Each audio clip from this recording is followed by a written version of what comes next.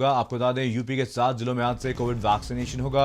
लखनऊ, वाराणसी, कानपुर में वैक्सीनेशन होगा। प्रयागराज, गोरखपुर में वैक्सीनेशन होगा। बरेली, मेरठ में भी वैक्सीनेशन होगा और 18 से 44 साल तक के लोगों को टीका लगाया जाएगा, उनका टीकाकरण किया जाएगा, वैक्सीनेट किया जाएगा। और कोविड से ज्यादा प्रभावित जिलों में वैक्सीनेशन आज से शुरू हो गया है। तो 7 जिलों में आज से कोविड वैक्सीनेशन होगा। यूपी के 7 जिलों में वैक्सीनेशन होगा। वाराणसी, लखनऊ, कानपुर, प्रयागराज, गोरखपुर में वैक्सीनेशन होना है।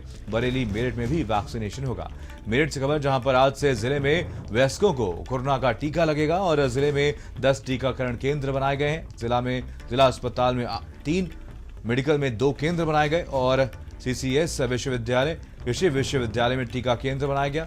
मुल्ताननगर, रजपुरा कैंट अस्पताल में टीका लगाया जाएगा और मौजूदा टीके से 4 गुना युवा रजिस्टर्ड है। चलिए इसी खबर पर जानकारी के साथ हमारे संवाददाता जुड़ गए हैं। विवेक हमारे साथ, हमारे संवाददाता कानपुर से जुड़े हुए, नरेंद्र मेरठ से और संजय सिंह चौहान हमारे साथ, हमारे संवाददाता लखनऊ से जुड़ गए हैं। सबसे पहले रुख करेंगे विवेक का। कानपुर से हमारे साथ हमारे संवाददाता हैं। आज से टीकाकरण अभियान शुरू हो रहा है। विवेक, कैसी तस्वीरें देखने को मिल रही हैं? कानपुर में कितने केंद्र यहाँ पर बनाए गए, क्या कुछ तैयारियां हैं?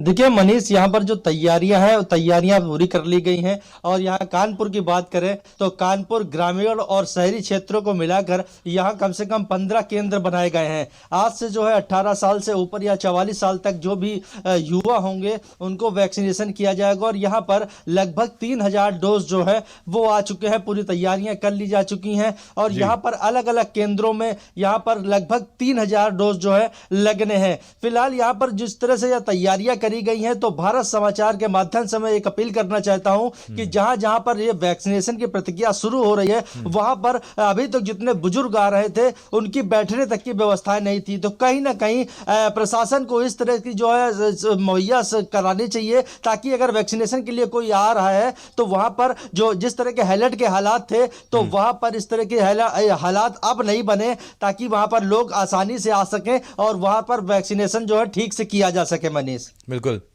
नरेंद्र भी हमारे साथ, हमारे संवाददाता मेरठ से जुड़े हुए। मेरठ में भी लगातार कहीं ना कहीं कोरोना का संक्रमण नरेंद्र तेजी से बढ़ता हुआ नजर आया, जिसके बाद यहां पर भी आज से कोरोना वैक्सीनेशन की शुरुआत कर दी गई है। 18 साल से ज्यादा उम्र के लोग आज वैक्सीनेट हो पाएंगे। कौन सा टीका इन्हें लगाया जाएगा और क्या कुछ तैयारियां यहां पर की गई हैं?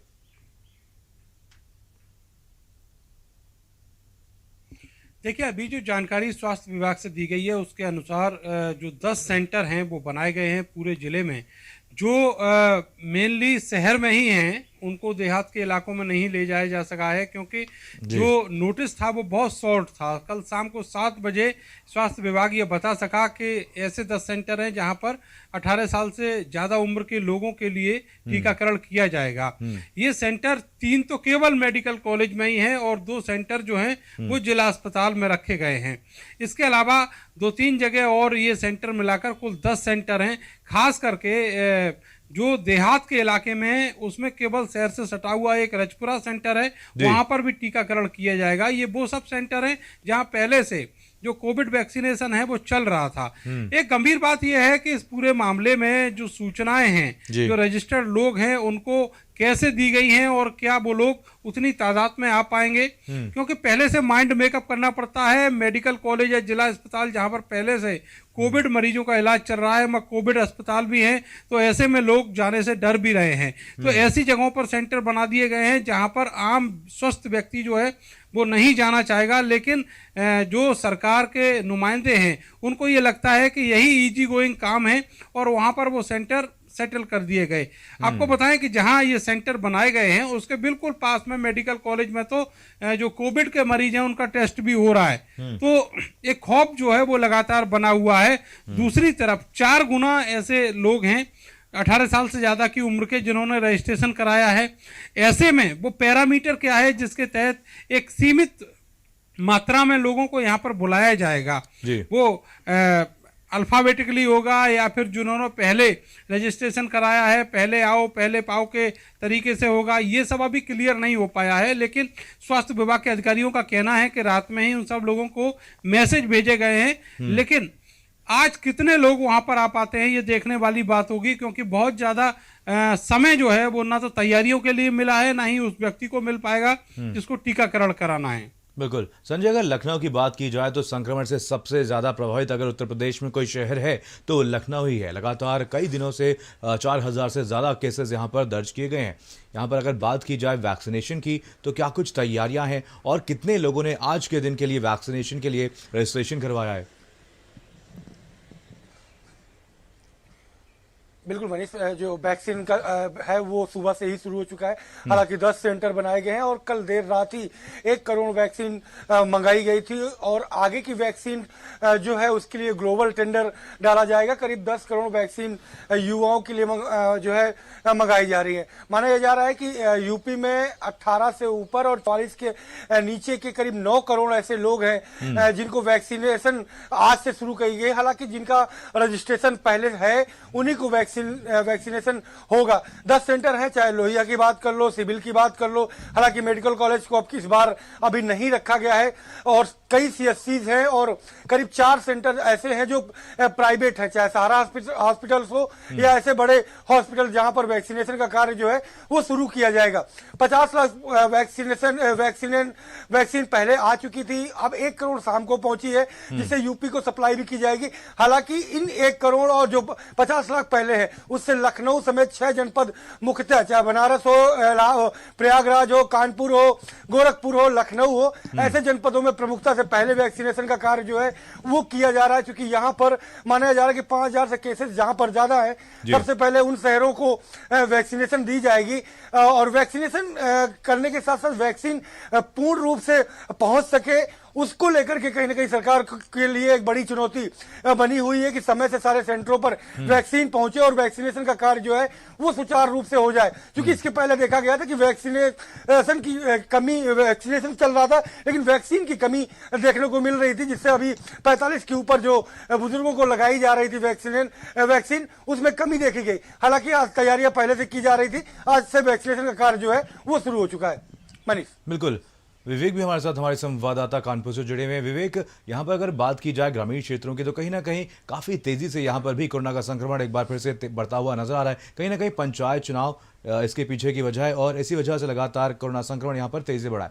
यहाँ पर की अगर बात की जाए, ग्रामीण क्षेत्रों की बात की जाए तो यहाँ पर क्या कुछ तैयारियां हैं, कैसे यहाँ पर लोगों को टीका लगाया जा रहा है?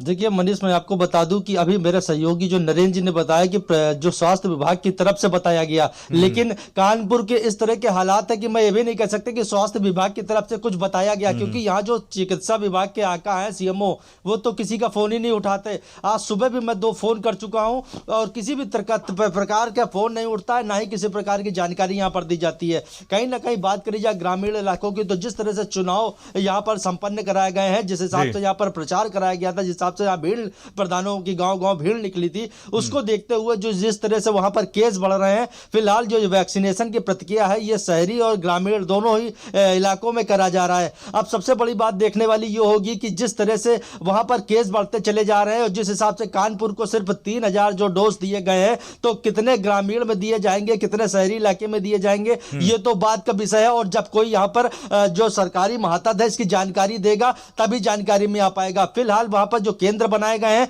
वहां पर कितनी भीड़ युवाओं की जुटती है, क्योंकि कई लोगों का, सूत्रों के माने तो कुछ लोग ऐसे लोगों का भी कहना है कि जिस तरह से वैक्सीनेशन कराया जा रहा है लेकिन यहां पर जो केस है वो बढ़ते चले जा रहे हैं, केसों की संख्या जो है दिन प्रतिदिन बढ़ती चली जा रही है। तो ये देखने वाली बात होगी किस तरह की तस्वीरें यहां पर निकलकर सामने आती हैं। मनीष, बिल्कुल। नरेंद्र भी हमारे साथ, हमारे संवाददाता लगातार। नरेंद्र, कहीं ना कहीं दूसरी लहर में कोरोना के केसेस लगातार बढ़ते हुए नजर आ रहे हैं। कहीं ना कहीं बड़ी लापरवाही यहाँ पर राजनीतिक पार्टियों की तरफ से देखने को मिली है और इसी बीच एक बड़ा फैसला भारत समाचार की तरफ से लिया गया है। भारत समाचार ने यह फैसला लिया है कि काउंटिंग की रिपोर्टिंग भारत समाचार नहीं करेगा। इस खबर को आप कैसे लेते हैं? एक अच्छी पहल भारत समाचार की तरफ से की गई है। देखिए, निश्चित रूप से अच्छी पहल है, क्योंकि जब लोगों को जरूरत है समाचार माध्यमों की मदद की और वो लगातार बीमारी से जूझ रहे हैं, उनके पास साधन नहीं है, तो ये दायित्व बनता है किसी भी समाचार माध्यम का कि वो उनको ज्यादा प्राथमिकता दे। जहां तक बात है जिम्मेवारी की, तो ये पूरी तरीके से निर्वाचन आयोग का फैसला था और उन्होंने ही ये पंचायत चुनाव को आयोजित कराया है। तो जो अब लगातार मौतें हो रही हैं शिक्षकों की, उसके लिए वही लोग जिम्मेवार माने जाएंगे। दूसरी तरफ अब ग्रामीण क्षेत्र में बहुत ज्यादा संक्रमितों की संख्या निकल कर आने लगी है। मेरठ जिले में पिछले 3 दिन में जितने केस आए हैं उनमें से 40% केस ऐसे हैं जो ग्रामीण क्षेत्रों से हैं। और गांव में आप किसी भी गांव में जाकर देख लीजिए, हर दूसरे तीसरे घर में जो है सर्दी जुकाम बुखार के जो मरीज हैं वो लगातार पड़े हुए हैं। गंभीर बात यह है कि वहां टेस्टिंग उतनी बड़ी तादाद में नहीं हो पा रही है और ना ही कोरोना का जो ट्रैकिंग है वो हो पा रहा है। दूसरी तरफ जो लोग हैं वो बिना इलाज के मर रहे हैं, क्योंकि शहरों में ही बेड खाली नहीं है अस्पतालों में, तो गांव में तो ना तो अस्पताल है और ना ही वहां पर डॉक्टर है। तो ऐसे में उनके पास केवल जो झोला छाप डॉक्टर है उनसे दवा लेने के अलावा कोई चारा नहीं बचता। और ये बताया जा रहा है कि 5-7 दिन लगातार बीमार रहने के बाद जो लोग हैं वो गंभीर स्थिति में आ जा रहे हैं और दम तोड़ दे रहे हैं। लेकिन इस ओर अभी तक स्वास्थ्य विभाग का ध्यान नहीं गया है। जिले के जिलाधिकारी भी, चलिए आपको रोकना चाहूंगा, संजय सिंह चौहान भी हमारे साथ हमारे संवाददाता जुड़े हुए हैं। संजय, कहीं ना कहीं भारत समाचार की तरफ से एक बहुत बड़ा फैसला यहां पर लिया गया है, आप कैसे इस फैसले को देखते हैं? एक सराहनीय पहल भारत समाचार की तरफ से की गई है, जहां एक तरफ पूरे देश भर में हमने देखा कहीं ना कहीं राजनीतिक पार्टियों की एक बड़ी लापरवाही देखने को मिली। विधानसभा चुनाव की बात करें, पंचायत चुनाव की बात करें, यहां पर तमाम रैलियां निकाली गई हैं, इसको लेकर के कोर्ट ने भी नाराजगी जताई। वहीं भारत समाचार आगे आया है और एक बड़ा फैसला लिया गया भारत समाचार की तरफ से कि हम लोग मतगणना की रिपोर्टिंग नहीं करेंगे। आप कैसे देखते हैं इस फैसले को? बिल्कुल मनीष, ये बेहद ही शानदार फैसला है और भारत समाचार की इस पहल को लोगों को भी फॉलो करना चाहिए, क्योंकि राजनीतिक दल जिनकी जिम्मेदारी होती है लोगों की रक्षा करना, और जो सरकार में लोग हैं उनको उनकी बड़ी जिम्मेदारी थी, लेकिन उन्होंने राजनीतिक मोह की वजह से, चाहे विधानसभा के चुनाव हो, बंगाल के, असम के, त्रिपुरा के, वहां पर लगातार रैलियां करते रहे और अपने राजनीतिक मोह में फंसे रहे। वहीं यूपी में जिस तरीके से पंचायत चुनाव को लेकर के घोषणा की गई, पंचायत चुनाव पूरे कोविड के दौरान कराए गए, उस बीच एक समाचार माध्यम का आगे आना और लोगों को इसलिए जागरूक करना, ये बेहद ही शानदार फैसला है। और ये समाज के जिम्मेदार लोग ही इस ऐसे फैसले ले सकते हैं जिन्हें राजनीतिक लाभ की जरूरत नहीं है, जिन्हें किसी टीआरपी की जरूरत नहीं है, वो ऐसे ही लोग इस जिम्मेदारी को निभा सकते हैं। क्योंकि इस विधानसभा चुनाव के साथ साथ जो पंचायत चुनाव थे, इन पंचायत चुनाव में कितने राज्यकर्मियों ने जिनकी ड्यूटी लगी थी, उन्होंने जो है अपनी जानें खोई हैं। ये किसी से बताया, मतलब सहज ही अंदाजा लगाया जा सकता है कितने लोगों ने अपनी जानें खोई। और तमाम संगठनों ने इस काउंटिंग से भी अपने आप को अलग करने का प्रयास किया, तमाम बार रोकने का प्रयास किया, तमाम बार अल्टीमेटम सरकार ने को दिए गए, लेकिन सरकार ने इस फैसले को लागू करने में बड़ी देर की और कोर्ट ने भी इस पर कहीं ना कहीं कड़े शब्दों का इस्तेमाल किया। लेकिन उनकी जिम्मेदारी जिनके कंधों पर थी, उन्होंने इसका ध्यान नहीं दिया। लेकिन भारत समाचार ने इसकी पहल की है और बेहद ही शानदार फैसला है और इससे कहीं ना कहीं लोगों और जागरूक होंगे।